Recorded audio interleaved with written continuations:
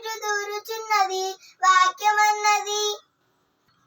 నా జీవ మార్గమా, నా ప్రేమ దీపమా, పరమునకు చేర్చే నా దైవమా. నా జీవ మార్గమా, నా ప్రేమ దీపమా, పరమునకు చేర్చే నా దైవమా. అసితములను కడిగే పాపరహితుడవు నీవే, సత్యము జీవము మార్గము నీవే.